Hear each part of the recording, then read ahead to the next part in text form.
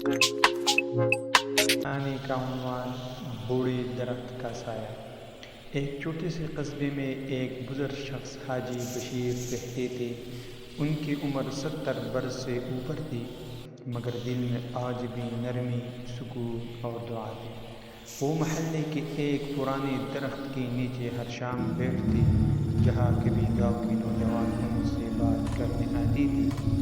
لیکن وقت کے ساتھ سب بدل گیا۔ اب کوئی رک کر سلام نہیں کرتا تھا۔ لوگ مصروفی زندگی میں اتنے الجھ گئے کہ بزرگوں کی باتیں فضول کہانیاں لگنے لگی۔ ایک دن حاجی صاحب نے دیکھا کہ کچھ نوجوان اس درخت کو کاٹنے لگے ہیں۔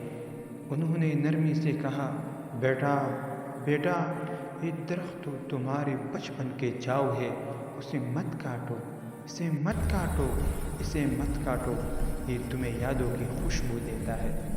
مگر نوجوان ہنسنے لگے۔ حاجی صاحب، ابھی ہمیں چھاؤں نہیں، پارکنگ چاہیے۔ دوسرے دن جب درخت کٹ چکا تھا، سورج کی تپش نے پورے محلے کو جلا ڈالا، کوئی سایہ نہیں رہا۔ وہی نوجوان جو کل ہنس رہے تھے، اب پسینے میں شرمندہ کھڑے تھے۔ حاجی بشیر خاموشی سے وہاں سے گزر گئی اور بس اتنا کہا، بیٹا، درخت صرف لکڑی نہیں دیتا، یہ سبق بھی دیتے ہیں۔ جسے تم نے سایہ کھویا، ویسے ہی بزرگوں کی عزت کو دینے سے زندگی کا سکون چلا جاتا ہے۔ چند دن بعد حاجی بشیر اس دنیا سے رخصت ہو گئی، مگر گاؤں کے لوگ آج بھی جب دھوپ میں جلتے ہیں تو اسے درخت اور اس بزرگ کا الفاظ یاد آتی ہے، عزت ہمیشہ دینے سے بڑھتی ہے، چھیننے سے نہیں۔ اس قصے کا سبق یہ ہے کہ بزرگوں کی قدر کرو، کیونکہ ان کے تجربے وہ خزانے ہیں جو کتابوں میں نہیں ملتا۔